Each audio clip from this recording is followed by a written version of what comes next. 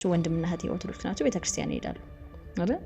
እናቴ ቸርች ትሄዳለች፣ ረዲ ቸርች ትሄዳለች። እኔ እናንተ ደግሞ መሀል ላይ አሁን አዲስ ሰለምቴ ሆነናል። የክርስትናና የእስልምና ሃይማኖት ተብሎ ለሁለት የሚለይ አይደለም። የጋራ አኗኗር የጋራ አሰራር ነው ያለው። በሁሉም ሃይማኖት ውስጥ ነው ያደኩት የኖርኩትም ጭምርና ሰዎች እንደው ወላዋይ አድርገው ያስቡኛል ብዙ ጊዜ። አርብና እሁድ የሙስሊሙም የክርስቲያኑም እርሻ አይታረስም፣ አረም አይታረምም፣ እንጨት አይቆረጥም። የሙስሊሙም የክርስቲያኑም በጋራ ያከብሩታል። እናቴ ምን አለች? በመሀል ቁርአን ይዘህ ወደ እስልምናው ስትመለስ እሷ ደግሞ በሌላ አቅጣጫ ወደ ፕሮቴስታንት ሄዳለች። እዛ ቤቷ ሄጄም እንዲቀራም አትፈልግም፣ ቁርአኑንም ይዤም እንዲገባም አትፈልግም። ለምን? ካደገችባት እሷም አጠንክራ ነው የመጣችው።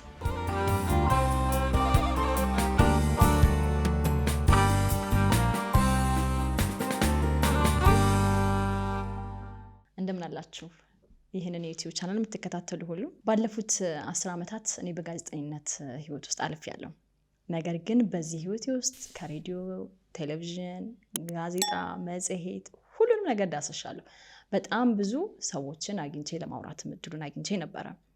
የዛሬው ልዩ የሚያደርገው ለመጀመሪያ ጊዜ በህይወቴ አዲስ እንግዳ አደርገዋለሁ ብዬ ያላሰብኩትን ወይም ደግሞ በህይወት መስመሬ ውስጥ አገኘዋለሁ ብዬ ያላሰብኩትን እንግዳ ነው ፊት ለፊት ያስቀምጬ የማወራው ደግሞ በቀላሉ ነገር አይደለም። እንደምን አለ? እንደምን አለ? ፈራ እንደ አባቴ? አልፈራም። በጣም ረጅም ጊዜ አስተማሪ ሆነ ተማሪዎች ፊት ለፊት ላይ ስታወራ ቃለሁኝ አይደለ? ስለዚህ አሁን ደግሞ እኔ እናንተ ብቻ ነው የምናወራው። እዚህ ያሉትን ስቱዲዮ ውስጥ ያሉትን ሰዎች ሁሉ እርሳቸው። እሺ አብሽር። እሺ ደህና ነህ? እንዴት ነህ? ደህና ነኝ። አህመድ ሽፋው ይባላል ተመልካቾቻችን።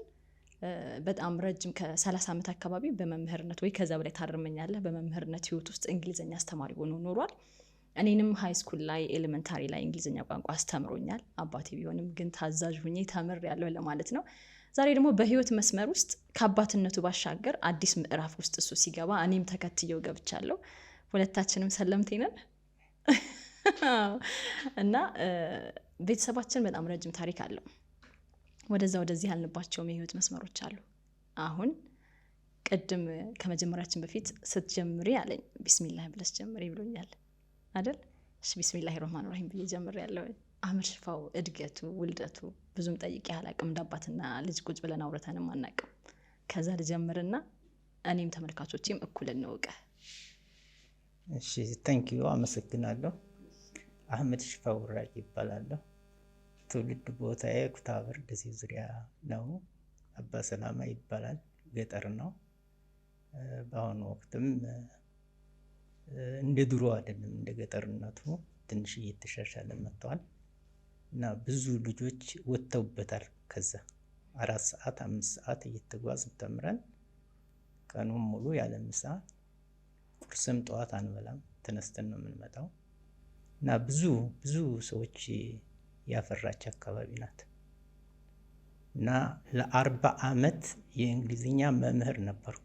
40 ዓመት ነው? 40 ዓመት 10 ቀንሻለሁ። እሺ 10 ቀንስሻል። እድሜን እንዳይቆጥሩብኝ ነው። ከ9 እስከ 12። እሺ አንድ ጊዜ ፒስኮፖች መጥተው ለ2 ዓመታት ጁኒየር ውስጥ አስተምሬያለሁ። አንድ የሂስትሪ ሰው ነው፣ አንድ የእንግሊዝኛ ቋንቋ ነው እና እኔ በወቅቱ ቤት ሰራ ስለነበረ ወደ ጁኒየሩ አካባቢ ለስራዬም ተመቸኝ። ያንን ለ2 ዓመት ለፒስኮፖቹ ለቅቄ ጁኒየር አስተምሬያለሁ። ከዛ ውጭ ሰቆጣ፣ ኮረም ለ29 ዓመት ኮምቦልቻ ሃይ ስኩል አስተምሬያለሁ እንግሊዝኛ እና መልካሙንም መጥፎውንም አይቻለሁ። በተለይ የተማሪዎችን ፍቅር ያገኘሁት ጡረታ ከወጣሁ በኋላ ነው። ማንነቴን ምን እንደሰራሁ እጅግ በሚያኮራ ሁኔታ አሁንም ድረስ ፍቅር አለኝ ከየቦታው። ኩታበር ነው የተወለድከው? አባ ሰላማ። እኔ አጋጣሚ ሆኖ አላውቀውም፣ ምክንያቱም በእግር በጣም ብዙ ያስኬዳል። እስከ ኩታበር ድረስ ሄጃለሁ፣ ከዛ አልተሻገርኩም። ምን አይነት አስተዳደግ ነበር አባቴ?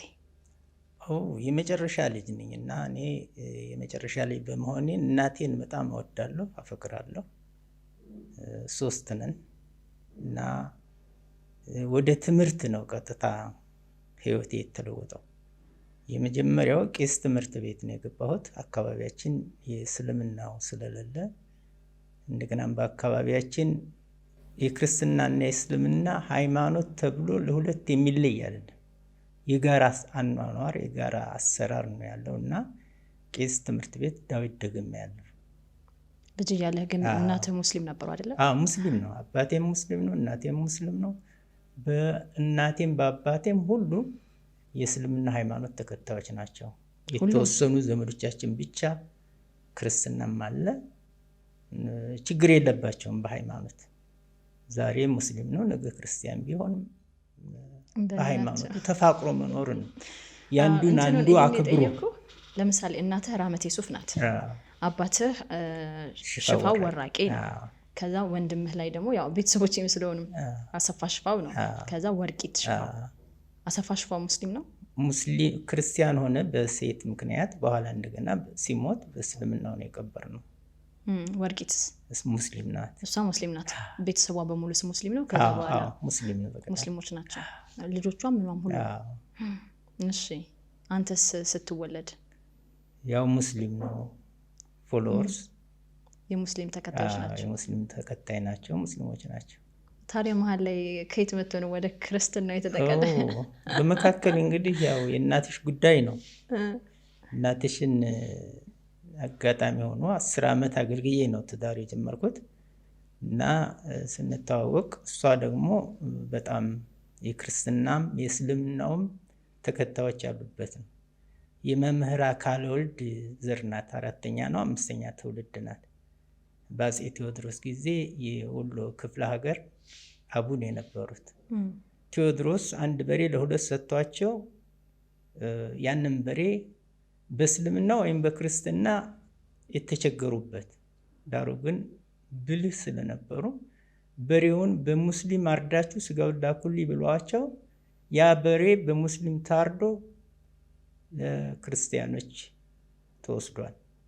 በዛን ጊዜ እሳቸው ቄሶቻቸውን ሰብስበው ባርከው በልተዋል።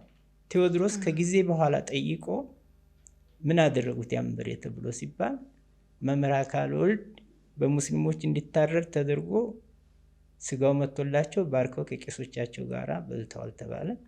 አሁን እሳቸው መማር እንደ አካልዬ መዋጋት እንደ ገብርዬ፣ የጦር መሪያቸው ገብርዬ ነበር። ስለዚህ ይህን ብለው ነው ለአያትሽ ለቅድመ አያትሽ የተናገሩት እና ይሄ በታሪክ ውስጥ አለ።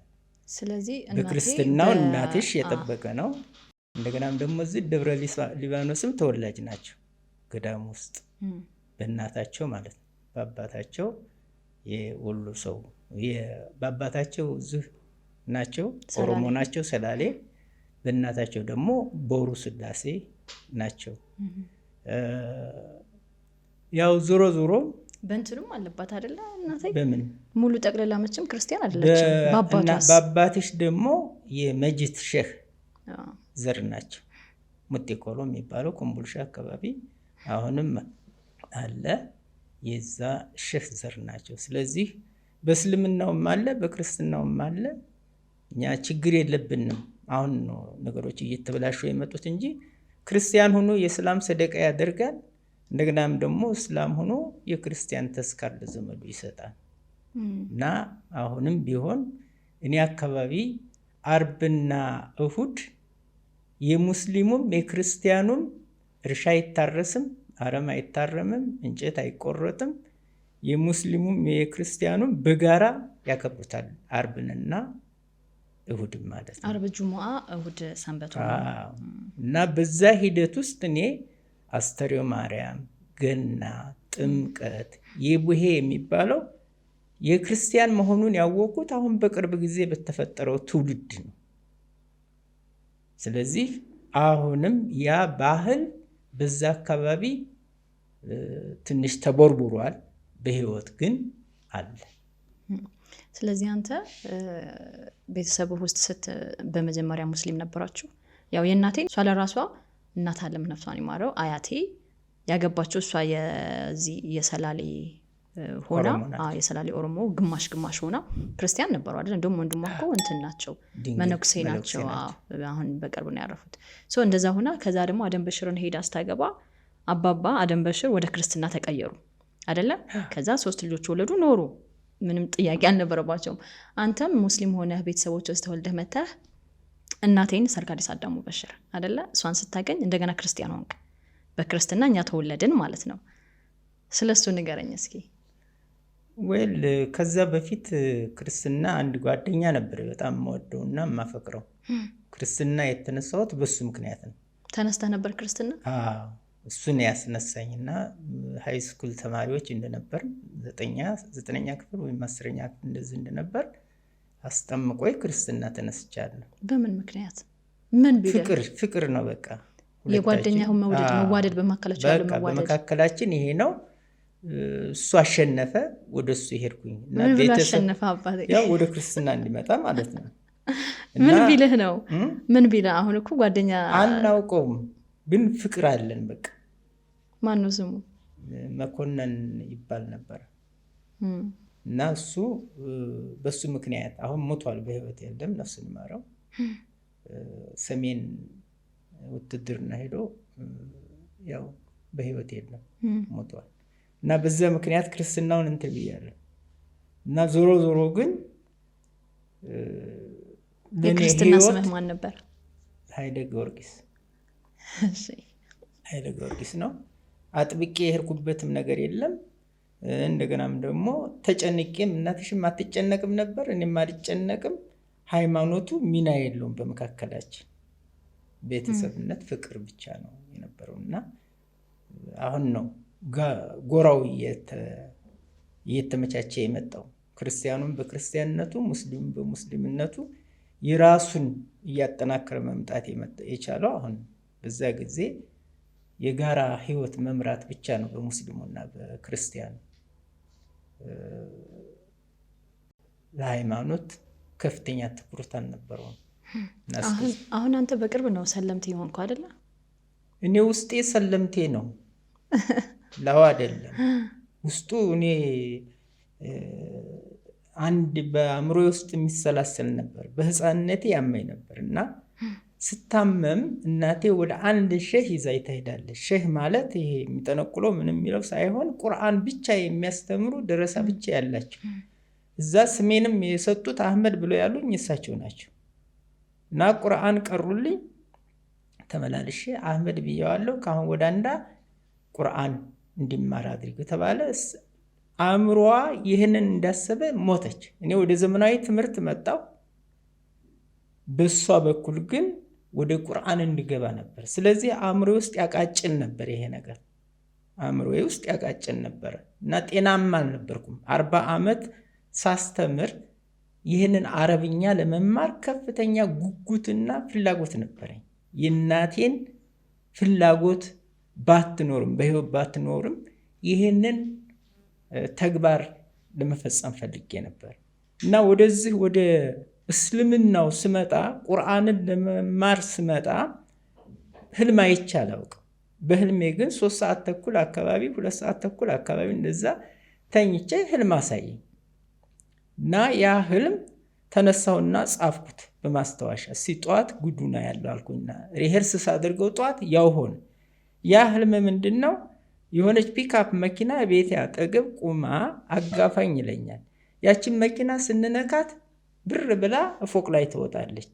ፎቁ የጓደኛችን ነው፣ አህመድ ዩሱፍ ይባላል፣ ቤታችን አካባቢ። እና እንዴት ነው ቦታ አገኘች ብዬ ስለው ያን ሰውዬ አንድ ክፍል ቤት አግኝታለች፣ ተደላላለች ምናምን ብሎ ይለኛል። ከዛ በኋላ አላሁ አክበር ብዬ እላለሁ። ብዬው አላውቅም ይሄን ቃል አላህ አክበር ብዬ 2 ጊዜ ስለው አንድ የሆኑ ሼህ የጠመጠሙ ከኋላ የመጡና ግንባሬን ይዘው ስመው አያነጋግሩኝም። ዝም ብለው ዞር ብለው ይሄዳል። እነዚህን ወርዶች ነው የጻፍኩት። ይሄንን ጻፍኩት። ጧት ተነሳው፣ ሪሄርስ አደረግኩ፣ እንደገና ከለስኩት።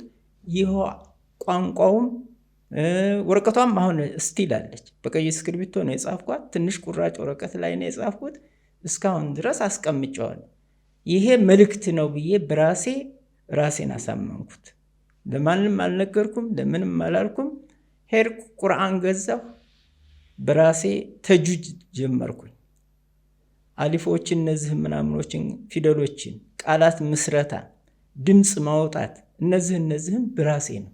ከዛ በኋላ ይመሻል ይነጋል። እኔ ግን በአእምሮዬ ውስጥ ያለው ምንድነው ቁርአን ማክተምና በዚህ በሃይማኖት ውስጥ መሄድ ነው። ሃይማኖቱን ይዤ መጓዝ ነው እኔ የፈለኩት። ተሳክቶልኛል። እኔው እናቴ ምን አለች በመሃል ቁርአን ይዘህ ከዚህ ህልም በኋላ አንተ ወደ እስልምናው ስትመለስ እሷ ደግሞ በሌላ አቅጣጫ ወደ ፕሮቴስታንት ሄዳለች። ትክክል ነው። እኔም ሂጃለሁ አልክድም። የተለያዩ ችግሮች ስለነበሩ ፕሮቴስታንቶች ጋር እየሄድኩኝ አንዳንድ ችግሮችን አይ ነበረ። ግን ይህን ያህል አይደለም፣ ዋጋ የለውም። ያ ሁሉ የውሸት ነው፣ እቃ ጨዋታ ነው። እና ትንቢት ይናገራሉ። ያ ትንቢት ሲሆን አናይም። የራሴን እርምጃን የወሰድኩት እነሱም አሁን እኔ አከብራለሁ። ጴንጤዎች የሚሆኑ ኦርቶዶክሶች የሚሆኑ ለዘላለም ይኑሩ። ማንኛውም የፈለገውን እምነት ይዞ እንዲሄድ ነው እኔ ፍላጎቴ። በድንጋይና በእንጨት በዛፍ አያምልክ እንጂ ይሄ አይዲያ ነው፣ ሀሳብ ነው። ይህንን አይዲያ ያንተ ትክክል እኔ ትክክል አይደለም ብለን የምንባልበትና የምንወቃቀስበት መንገድ የምንገዳደልበት ነገር ነው። ሃይማኖቱ ሳይሆን እናቴ አንተ ቁርአን ገዝተህ፣ ምክንያቱም የእሷ ሃይማኖት ሌላ ነው አይደለም። ስለዚህ ቁርአን ገዝተህ ወደ ቁርአኑ ስትገባ እሷ ምን አለች ነው? ያም እኮ ምን ትንሽ ናት ያችን ብትሆን እዛ ቤቷ ሄጄም እንዲቀራም አትፈልግም። ቁርአኑንም ይዤም እንዲገባም አትፈልግም። ለምን ካደገችባት እሷም አጠንክራ ነው የመጣችው። አጠነከረች በዛ በጴንጤው እና ይሄም እምነቷን እንደፈለገች ታድርግ እየተውኩት ነው። እና በራሴ በቃ ያው ሁለት ቤት ነው ያለን። የራሴ ቤት አለ የራሴ በስሜ፣ እሷም በስሟ ቤት ስላላት ችግር የለም። ቤቴ ውስጥ የፈለኩትም ማድረግ ስለምችል አድርጌያለሁኝ። ያው እያጠናከርኩት በዚህ በቅቻለሁ። እስልምና ውስጥ ስትገባ ቀጥታ አሁን ወደ ቁርአኑ ምክንያቱም ይሄንን ማነሳለ ምንድነው በእኛ ቤት መጀመሪያ ላይ ሃይማኖት የሚባለው ነገር ያን ያህል ቦታ ተሰጥቶት ማናችንም የተሰራንበት መንገድ የለም። በኋላ ግን ሁላችንም በየፊናችን ተበታተንና የራሳችን ይዘን መጣን አይደለ? የራሳችን ይዘን መጣ ደግሞ ቤተሰባዊነቱ አሁንም እንዳለ ነው። ሁለት ወንድሞች ኦርቶዶክስ ናቸው፣ ወንድምና እህቴ ኦርቶዶክስ ናቸው። ቤተክርስቲያን ይሄዳሉ አይደል?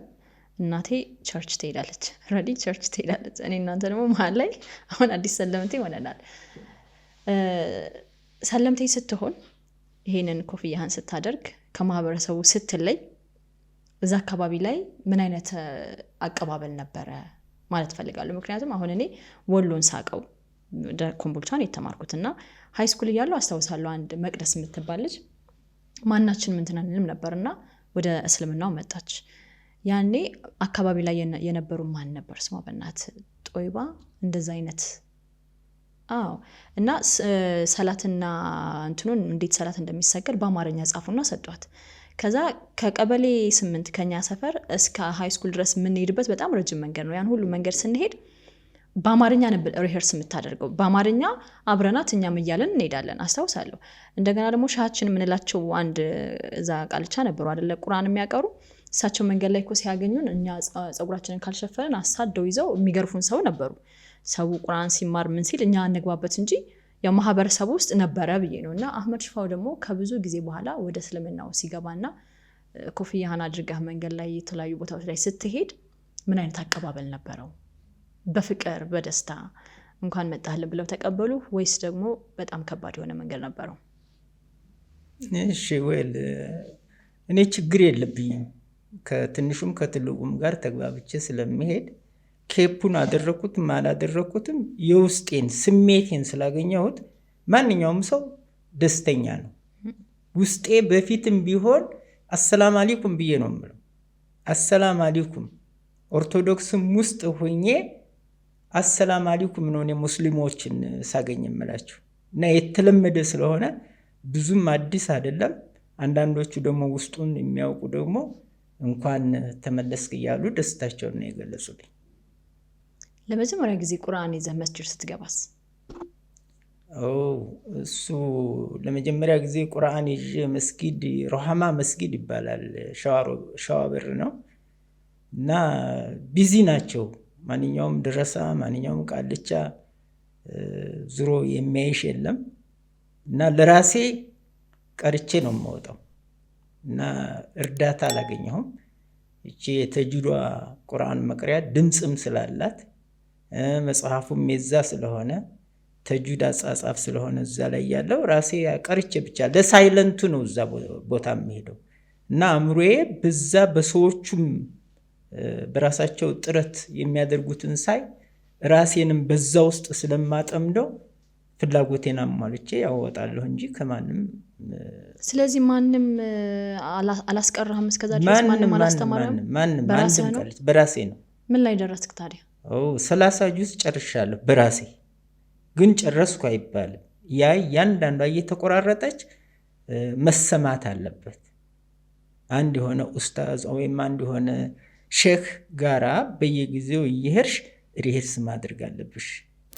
እኔ ግን አሁን ለምሳሌ ትልቁ ሱረቱል በቀራ ነው ያለው። 49 ገጽ ነው ያለው። 49ን ገጽ ወደ 5 ነው የከፋፈልኩት። ለአንድ 10ን ገጽ 2 ቀን እሰጠዋለሁ። 10ን ቀን 2 ቀን እሰጠዋለሁ። ስለዚህ ከሳምንት በላይ ያንን በቀራ አሁን በደንብ አድርጌ ድቅቅ አድርጌ አነባዋለሁ ማለት ነው። እንደገና ቀጥሬ ኢምራን አለ፣ ቀጥዬ ኒሳ አለ፣ ቀጥዬ እንደገና ደግሞ ሌሎች አሉ። አሁን ፔጃቸው እየቀነሰ ሲመጣ ወደ ታች አሉት ከ10 ጁዝ ማለት ነው። እነሱ 3ቱ ያላቸው 10ን ጁዝ አሁን 15 ቀን ወይም ደግሞ 20 ቀን እነዚህን ነው የፈጀብኝ እና አሁን ራሴን ወደ ማብቃቃቱ ነው በራሴ በቃ ኮንፊደንሱን ወስጄ ብቻ ድምፁ፣ የቃላት አመሰራረቱ፣ አረፍተ ነገር የሚባል ነገር የለም። እንደኛ እንደ እንግሊዘኛው እንደ አማርኛው ሰብጀክት ቨርብ ኦብጀክት ብለን የምንለው ነገር የለም ቁርአን ላይ። ዝም ብሎ ብቻ መሄድ ነው። ይህንንም የሚያሳይሽም የለም እዛም ላይ ደግሞ ይሄንን የለም እና የቋንቋው ክብደት እንደገና ደግሞ ይከብዳል። ቋንቋ ዝምድና የለውም ከኛ ጋር። አሁን ከአማርኛ ተናጋሪ ይልቅ ትግርኛ ተናጋሪ ለአረብኛ እንትን ይላል ብዙውን ጊዜ ይቀርባል። ለእኛ ግን ለአማራዎቹ በጣም ለአማርኛ ተናጋሪዎቹ በጣም ከባድ ነው፣ በጣም ይከብዳል።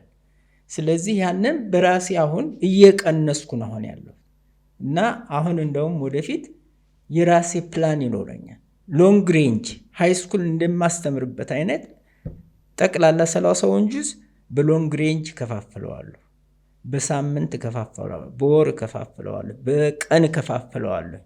ስለዚህ እንደዛ እያጠበብሽው በመጣሽ ቁጥር አነባበቡን፣ የቋንቋ አጠቃቀሙን እንደገና ደግሞ ፕሪፊክስ፣ ሰፊክስ፣ ኢንፊክስ ብለን የምንለው ያለ ያንም በተጅዊድ ውስጥ በተለይ በዩኒቨርሲቲ ውስጥ እኔ አሁን የረዳኝ ምንድነው በዩኒቨርሲቲ ውስጥ ቋንቋ እንግሊዝኛ ቋንቋ ስማር ፕሪፊክስ፣ ሰፊክስ፣ ኢንፊክስ እነዛሉ።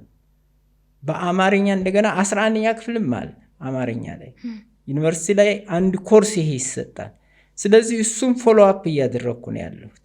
እሱ ነው የረዳኝ፣ እሱ ረድቶኛል። የቋንቋ ተማሪ መምህርን በመሆነ አንተ ኦፖርቹኒቲውን ሰፋ ያደረገልህ ነው። እሱ ነው ወደዛ ነው የሚወስደኝ። ለምሳሌ ዲቃላ ከአረብኛ ወደ አማርኛ የገቡትን የብቻ መዝገብ አለኝ፣ እመዘግባለሁ። ድምፃቸውን ሰምተናቸው ማናውቃቸው እነዛን ሁሉ የብቻ ቋንቋና ባህል እንግዲህ ይዋዋሳል፣ ተዋዋሽ ነው። የትኛው ቃል ነው እኛ ጋር ያለው፣ የትኛው አባባል ነው እኛ ጋር ያለው፣ ይህ ሁላ እያጠናሁ ነው የሚሄደው። ዝም ብቻ ቋንቋው ነገር አንተ ስታመጣው ያው ከአሊፍ ከሚለው የአረብኛ ፊደል ከዛ ጀምረህ አሁን ሙሉ ቁርአን እስከ ማንበብ ድረስ ደርሰሃል። ለብቻህ ነው ማንም ሳያግዝህ አቅሪ ሳይኖርህ በራስህ ነው የቀረኸው ማለት ነው። የሰማህም የለም? ምናልባት ብትቀራልኝ አንድ ፓርት ለመጀመሪያ ጊዜ ነው ብሰማህ። ምንም ችግር የለም። ኦኬ ሞክራለሁ። እሺ ምንድነው የምትቀራው?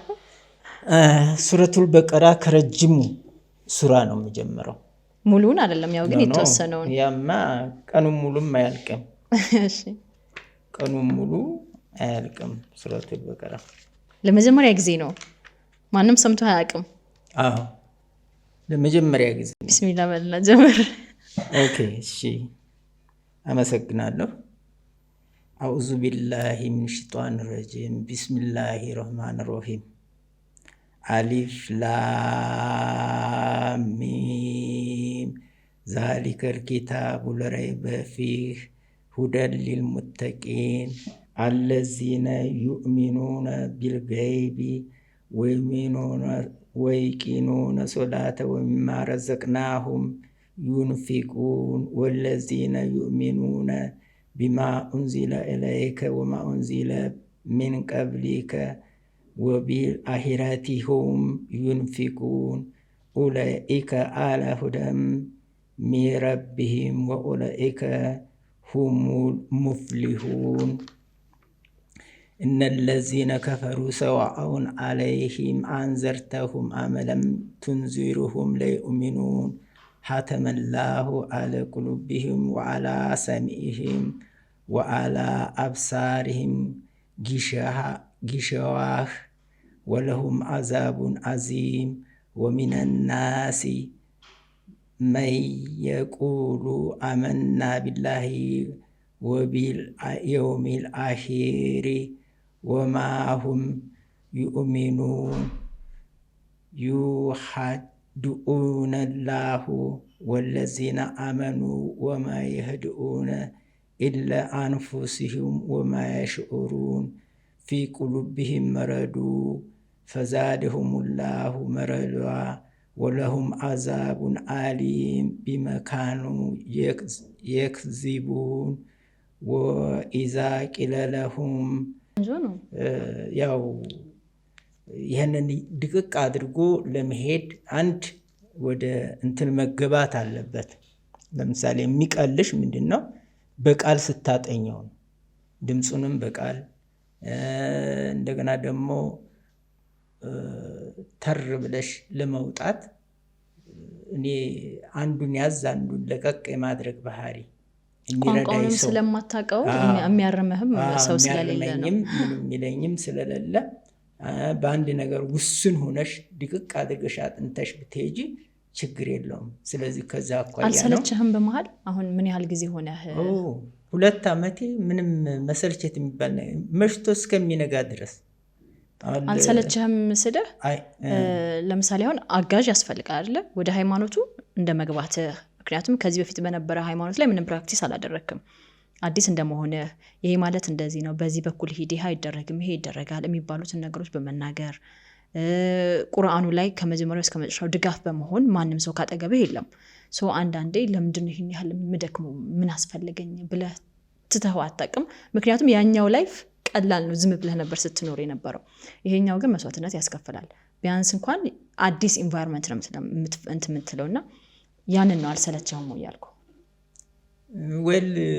አንደኛ ውስጤ ይሄ ፍላጎቴ ከቤተሰብም አኳያ ከእናቴ አኳያ፣ ሁለትም አንድን ነገር ግቡን ማስጨበጥ ግዴታዬ ነው፣ የግዴታም ጉዳይ ነው። አሁን እኔ በኋላ አላህ በሚመራው ይምራል። ቁርአን ስለቀራሽ አይደለም፣ በሚመራው ይመራል፣ ይምረሻል ማለት ነው። አእምሮ ውስጥ ግን ያለው ይህን ፕሮግራም ማሳካት ነው። ይህን ፕሮግራም አሳካለሁ። አሁን ያገኘሁት ነገር አለ። በመጀመሪያ አሁን ያለሁት አዲስ አበባ ነው። ከልጄ ጋር 2 ልጆች አሉኝ። እነሱ ጋር ነው ያለሁት። ቁርአን ቄራ መስጊድ አመሰግናቸዋለሁ። ዘመዶች ገብተው ያልሰገዱበት ቦታ መርካቶም ገብቻለሁ፣ አንዋር መስጊድ፣ እንደገና ደግሞ ኑር መስጊድ ወይም ቤኒ መስጊድ፣ እዛ ገብቼ እየቀራሁ ነው ያለሁት። ራሱ ይሄ ለኔ ትልቅ ነገር ነው፣ ትልቅ ሞቲቬሽን ነው። በምንም አይነት ካሁን ወደ አንዳ ባለው እድሜ አሁን 69 ዓመቴ ነው። በምንም አይነት ሌላ ስራ አልፈልግም። በህይወት ያለችን ጡረታ እየተጠቀምኩኝ ያላህን ቃል ማክበርና ማወቅ ነው የኔ ፍላጎት። እንደውም አሁን ቄራ መስጊድ አንድ ሸህ አግኝቻለሁ። 9ኛ ክፍል ነኝ ብለውኛል። እሳቸውን እንግሊዘኛ አስተምራለሁ። እሳቸው ደግሞ እኔን አረብኛ ሊያስተምሩኝ ትልቅ ድርድር አድርገናል እና እሳቸው አሁን ከሰኞና ከማክሰኞ ጀምሬ በሳቸው እጅ እገባለሁ ማለት ነው። እየተሳካ ነው፣ መንገዱ እየተጠረገ ነው እና ካሁን ወዳንዳ ብቻዬን የሚሄደው ነገር የለም። የራሴንም ጥረት የሰውም ጥረት ብቻ አይደለም አንቺን ሰው የሚያደርግሽ የውስጥሽ የራስሽ ነው፣ እምነትሽ ነው። ትንሽ ነው። አሁን ቴክኖሎጂው አጋዥ ነው፣ ሰው አይደለም የሚያግዝሽ። በሞባይልሽ ብዙ መጠቀም ትችያለሽ። ብዙ ከድምፅ ጀምረሽ ከቋንቋው ጀምረሽ እና የተለያዩ ሰዎች አሁን ወጥተዋል። ስለዚህ አሁን እኔ ፍላጎቴ ይቻ አይደለችም፣ ገና ይቀጥላል። እስከምሞት ድረስ እድሜን አላውቀውም። ካሁን ወዳንዳ ነቢያችን ሰለላሁ ዐለይሂ ወሰለም ጉድጓድ እስከምትገቡ ድረስ እውቀትን ፈልጉ ብለዋል። እውቀትን ፈልጉ። ኦኬ። ስለዚህ እስከ መጨረሻው ድረስ እሄድበታለሁ። እኔንስ እንዴት ታየኛለህ? ጥሩ ነው። ይሄ አሁን እኔ አዲስ በቅርብ ነው ሰለምት የሆንኩትና በጣም እንደውም እኔ እንዳንተ አይደለሁም ማለት ነው፣ ብስጩ ነኝ። በጣም ብዙ ሰው ጠየቅኩ፣ ፈለኩ ምናምን፣ ግን መግፋት እስኪያቅተኝ ድረስ ሆነብኝና ወደኋላ ባክ አረጋለሁ። 2 ዓመት በሙሉ ባክ ሳረግ ስመለስ ባክ ሳረግ አሁን እስኪ ኢንሻአላህ ደግሞ አሁን ይዤዋለሁኝ አይደለ? እና ቋንቋውን ብዬ እየጀመርኩ ነው። ባይ ዘ ወይ እኔ በሃይማኖት ደረጃ አስተዳደጌም ልክ አንተም እንዳልከው ሊሆን ይችላል፣ በጣም ሊበራል ነኝ ማለት ይቻላል። በእስልምናውም በክርስትናውም ውስጥ በሁሉም ሃይማኖት ውስጥ ነው ያደግኩት የኖርኩትም ጭምርና ሰዎች እንደውም ወላዋይ አድርገው ያስቡኛል ብዙ ጊዜ። ምንድነው አንድ ቦታ ላይ አንድ ቀን ቁም ነገር ታብጃለሽ ምናምን ይሉኛል። እኔ ደግሞ እንደማላብድ ነው የማውቀው፣ ምክንያቱም ሁሉንም አንደርስታንድ የማድረግ አቅም አለ ብዬ አስባለሁ። አቅም ብቻ ሳይሆን ጀስት ፒውር ሃርት። እና አሁን ወደ እስልምናው ስመጣ እንደገና ከመጀመሪያው ጀምሬ ባይዘው አባቴ እኔ አረብ ሀገር ስሄድ ለምን እንደሄድኩ ታስታውሳለህ? አረብ ሀገር ሄጄ ነበር ተመልካቾቻችን፣ ያው ቤት ሰራተኝነት ነው የሄድኩት። ያው እሱ ሌላ ታሪክ ነው። ግን የመጀመሪያ ጉዳይ አረብኛ ቋንቋን ለማወቅ ነበር። አረብኛ ቋንቋን አውቄ አሁን ቁርአን ሲከፈት አለው አይደል? እኔ አሁን አላውቀውም የቁርአኑ፣ ግን ሲከፈት መስማት ፈልጋለሁ። ፈጣሪ ምንድነው የተናገረን፣ ምንድነው የሚለው ነገር ለማወቅ ፍላጎት ስለነበረኝ ነው። ግን አልተሳካልኝም፣ ዝም ብዬ መጣሁኝ። አሁንም ሞክራለሁ፣ አይሳካልኝም። እና ቁርአን የራሱ የሆነ ለኔ ልቤ ላይ ያለ ነገር አለ የሚሰጠኝ፣ ያንን ነገር ለማወቅ ነበር ፍላጎቴ። አልተሳካም፣ አልሆነም። ወጣሁ ገባሁ። አሁን አንተ የጀመርከው መንገድ አንተ 2 ዓመትህ፣ እኔ ገና ይሄ ቋንቋውን ለማወቅና ቁርአን ለመቅራት አንድ ብዬ ጀምሬያለሁ ማለት ነው። በዚህ ውስጥ ብዙ ሰው ጠይቃለሁ፣ በጣም ብዙ ሰው፣ ግን ሰዎች ፖዚቲቭ ሲሆኑ አይቻቸው አላውቅም። አሁን ይሄ ሃይማኖት ወይም ሪሊጅን የሚባለው ነገር ሴንሲቲቭ የሆነ ይመስለኛል። አንድ ሰው ገብቶ አተረማምሶ የሆነ ነገር አውርቶ በማያገባው በሚገባው በቃ ስፔሻሊ ደግሞ በማያገባው ነገር ውስጥ ገብቶ የአንዱን ነገር ነክቶ አጨምላልቆ ይወጣል አንደርስታንድ በማያደርገው። ስለዚህ ሰዎች ፖዚቲቭ አይደሉም። አስታውሳ እንደሆነ ቅድም ስነግርህ መቅደስ የምትባለው አለች ወደ እስልምና ስትመጣ ሌሎቹ እነ ሐዋ እነ ጦይባ በአማርኛ ጽፈውላት ከዛ እሱን ነው የሰጧት። ይሄንን ሸምድጂ ከቤት እስከ ትምህርት ቤት ስንሄድ እኩል ነው የምንሸመድደው።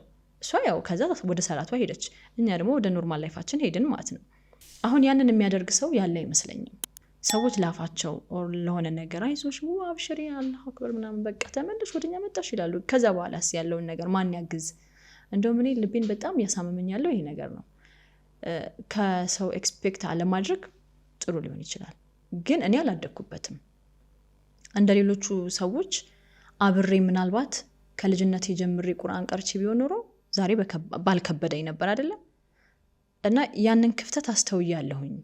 እንዳንተ በጣም ጠንካራ ሁኜ ብሄድ ደስ ይለኛል፣ ግን ምን ያህል ጥንካሬን ይጠይቃል የሚለው ነገር ደግሞ ያሳስበኛል። እኔ በህፃንነታችን ብንቀራ እና ብንማር ኖሮ መልካም ነበር፣ ግን ወቅቱ አልፈቀደልንም። ወቅቱ አልፈቀደም ብለን ደግሞ ወቅቱ ሲፈቅድልን ደግሞ ወደኋላ መቅረት የለብንም። አሁን ለአንቺ አርአያ ሊሆኑ የሚችሉ ሰዎች መፈለግ አለብሽ። አንቺም ወደዚህ ወደ ቁርአን የሚስብሽ የተለያዩ በሞባይሎች ውስጥ አሉ። የነዛን እንደነ ዶክተር ሚስባህ አይነት እንደነ አሚር መሐመድ ቁርአንን በዜማ በዜማ ይሄ ትልቅ ሞቲቬሽን። አሁን ቁርአን እኔ እንደቀራሁት አይነት አይደለም። አሁን ካሁን ወደ እንደሚሆን ቃና ካለው እየሳበሽ ነው የሚሄደው፣ እየሳበሽ ይሄዳል። እንደገና ደግሞ አንቺ ካሁን ወደ እንዳ ከሰው አጠብቂ ብዬሻለሁ። ሰው ዛሬ በኑሮ ተወጥሯል። እንኳንስ 10 ደቂቃ 5 ደቂቃ እንግዳ አጀር አለው። አንዲት መስመር ለአንድ ሰው ማስተማርና ማቅራት ትልቅ አጀር አለው። ያንን ቃሉ ይለዋል እንጂ ሰውየው በስራ ተወጥሯል፣ በኑሮ ተወጥሯል። ምን ጊዜ ኑሮት ምን ጊዜ ሰዓት አግኝቶ አንዱ የሚረዳበት ወቅት አይደለም። ራሳችንን ግን ሸፕ አድርገን የምንፈልገው መስመር መድረስ ያለብን እኛ ነን። የውስጥ ሞቲቬሽን ነው፣ ውጫዊ አይደለም። አንድ በገንዘብሽ መስዋዕት ከፍለሽ የሚያቀራ ሰው መቀጠር አለበት። ሁለት አንቺ በሞባይል በቴክኖሎጂው ራን ማድረግ ያለብሽ። ሶስተኛውና ትልቁ ሰው መቅጠርሽ ብቻ አይደለም፣ ያንቺ የውስጥ ፍላጎት መሟላት ውስጥሽ ነው። በቃ ውስጥሽ ይህን ነገር መፈጸም አለብኝ ብለሽ ካልሽ ትሰሪዋለሽ። አንቺ እኮ ብዙ ጠንካራ ጎናለሽ እኮ በስራሽ። አሁን ወደዚህ ብለሽ ወለም ዘለም የምትይው አይደለሽም፣ ጠንካራ ነሽ። ሰከንድና ሚነቶች እንዲያልፍብሽ አትፈልጊም። በዚህም ደግሞ ህይወቴ ነው ብለሽ መስመርሽን ማጠናከር ያንቺ ነው። ትርፉ በኋላ ነው የሚታየው፣ ላናየውም እንችላለን። ዛሬ የውስጥ ኢማን አለ። ይህን ነገር እኔ ባልከተል ኖሮ እስካሁን በህይወት የለውም። የተለያዩ ችግሮች ታያለሽ፣ የተለያዩ ፖለቲካዊ ችግሮች አሉ፣ ሃይማኖታዊ ችግሮች አሉ። ኑሮ በዚህ ይደቁሰናል። ስለዚህ ይህንን አሁን የምንችለው ምንድነው? ሃይማኖታዊ ተልእኮውን ማጠናከር ብቻ ነው። እዛ ላይ ካለሽ አንቺ የሌላው ምንሽም አይደለም፣ ትኩረትሽ እዛ ላይ ነው።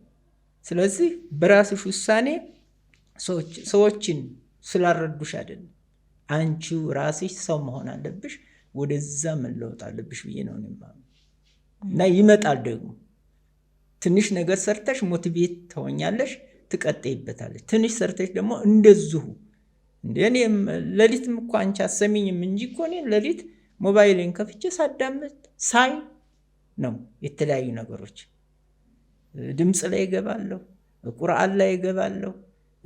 ለምሳሌ እዛ አሁን እኔ ቁርአን አለ የአረብኛው ወደ አማርኛ በነ ሀጂ መሐመድ ሳኒ የኢትዮጵያ የእስልምና ጉዳይ ኃላፊ የነበሩት ፕሬዝዳንት የነበሩት በደርግ ጊዜ እሳቸው ወደዚህ የተረጎሙት አለ። ያን ሁሉ እከታተላለሁ። ቁርአን ተፍሲር ይባላል። ስለዚህ አሁን እኔ በምንድን ነው የምወጥረው አእምሮዬን? የተለያየ ነገር የተማረ ሰው እንዴት ይቸግረዋል? አይቸግረውም እኮ። የተማረ ሰው እኮ ችግር የለበትም እኮ። ያልተማረው ይቸገር እንጂ በምንም አይነት ሰዎችንም የማግባባት ራስሽን ማንበበሽ የመረዳት ትንሽ ቋንቋውን የማወቅ ባህሪ ነው እንጂ በራሱ እየገፋሽ ነው የሚሄደው። ፍላጎትሽ ይሳካል ብዬ ነው የማምነው እና ወደዛ ነኝ። አመሰግናለሁ ስለ ምክርህ። እናትህን ትወዳታለህ? አባቴ ምን ያህል ነው የምትወዳት? ሁልጊዜ ስታወራ ስለምሰማ ነው። ቋንቋ የለኝም ለእናቴ፣ ቋንቋ የለኝም። ምን አይነት እናት ነበረች? በጣም አዛኝ፣ ሩህሩህ። እኔ ራሴ ለእናቴ ስል ምን አልለይም። ለምሳሌ ኩታበር ከተማ አክስቴ አለች፣ የእናቴ ታላቅ እህቷ። እሷ ጋር ሁኜ ትምህርት ቤቱና እኔ 1 ኪሎ ሜትር እንኳን አይሞላም፣ እዛው ጎረቤት ነው ትምህርት ቤቱ። እዛ ሁኜ መማር ሲገባኝ እናቴን አይኗን ማየት ስለምፈልግ የ3 ሰዓትና የ4 ሰዓት መንገድ ማታ ስጓዝ አመሻለሁ። እናቴን መነጠል አልፈልግም እና 12ኛ ክፍል እንዳለው ነው የሞተችው። ትዝታውም ፍቅሩም ከዚህ ከሆዴ ውስጥ አለች። አልረሳትም። የምታስብልኝ፣ የምታጠናክረኝ፣ በተለይ ወደዚህ ወደ እስልምናው ሃይማኖት ስሞት እንኳ ቁርአን ትቀራልኛለህ እንደዚህ አይነት ነው የምትለው እና በዚህ ያደገች ስለሆነች ሙስሊሙ ማህበረሰብ ውስጥ አባቷም እናቷም ወጥ ሙስሊሞች ስለነበሩ ይህንን አጠንክራ ነበር የምትናገረው እና ከዛ ተነስቼ እናቴን በጣም እወዳለሁ። ረህመት ዩሱፍን አለቃትም ብዬ ነው እኔ 12ኛ ክፍል እኮ አልኩሽ። 12ኛ ክፍል እንዳለሁ እኔ ያለፈች አልጦርካትም ማለት ነው። እንደ 12ኛ ክፍል ከየት ተገይቶ ብትኖር ኖሮስ? አጋጣሚ ነው ብትኖር ኖሮ ማለቴ 12ኛ ክፍልን አልፈ አስተምርሃለች ብዬ ነው። ምን ጥቅም አለ አሁን ብትኖር ይሄን እናደርጋለሁ ብዬ ብለው ቁም ነገር የለውም። ፈጣሪ አልፈቀደውም፣ አላህ አልፈቀደውም። በቀኗ ሄደች። ያለው እንግዲህ ለሌላው ልምድ መስጠት ካልሆነ በስተቀር ጥቅም የለውም። አሁን ይሄን እናደርግላት ነበር ይሄን እናደርጋለሁ ብዬ ብለው ቁም ነገር የለውም። በጣም ጥሩ። እንግዲህ ከሷ ተነስተህ ነው ወደ እስልምናው የገባኸው። ህልምህም በዛው ምክንያት። ስለ አባትህ ግን አልነገርከኝም። አባቴ ብዙውን ጊዜ ምንድነው መሰለሽ ወታደራዊ ነገር ነው። መሬታችን የነጭ ለባሽ መሬት ይባላል። ዘማች ናቸው። በየቦታው ጦርነት አለ ሲባል እሱ ነው የሚሄደው። በየቦታው ዘማች አለ ሲባል እና የአባትነት ፍቅሩን ይሄን ያህል አይደለም። እናታችን ናት በብዛት እና በመሬት ምክንያት ዘመቻ ይወጣል። አመትም 6 ወርም ምንም እያለ ይመጣል እና እሱም ደግሞ እንደገና የፈለኩትን ነገር እንዲሆን ነው እሱ ፍላጎቱ። ለሴፌር ነው። ለዘብተኛ አቋም ነው፣ ሊበራል አቋም ነው ያለው። ይሄን ተከተለ ይሄን ውጣው ይሄን እንደዛ አድርገው ብሎ የሚል አይደለም። እንደተመቸ ይመሻል ይነጋል በሱ ቤት እንጂ አላማ እና ይሄን ተከተለ ሂድ የሚል አባት አልነበረም። ሁለቱንም ስለማላቃቸው ነው ያው በሰበቡ የጠየቁ። ቀረ የምትለው ነገር አለ ሆይ? አንቺ ጠንካራ ነሽ፣ በዚህ በጥንካሬሽ እንድትወጪ ይፈልጋለሁ። እኔንም ለዚህ ለሚዲያ እኛ እንግዲህ ሚዲያ የምናውቀው በትምህርት ቤት ሚኒ ሚዲያ ነው እና ያንንም እንመራ ነበር። ትንሽ ላይቱ ምኑ ካልሆነ በስተቀር የዛ አይነቱ ቃለ መጠይቅም ከተማሪ ጋር እድሜያችንን የጨረስነው ነው እና በርቺ፣ ጠንክሪ። እኔም በዚህ ከዚህ የበለጠ ቁርአንን የበለጠ ከዚህ የበለጠ አውቄ አንብቤ አጥንቼ እንደውም አይታወቅም ኡስታዝ ልሆን ይችላል። 5 ዓመትም ልኑር 10 ዓመትም ልኑር ከአሁን ወላንዳ የምሰራው ለሃይማኖት ብቻ ነው፣ ለቁርአን ብቻ ነው የምሰራው። አመሰግናለሁ ጋሽ አህመድ፣ በጣም አመሰግናለሁ። እኔም አመሰግናለሁ።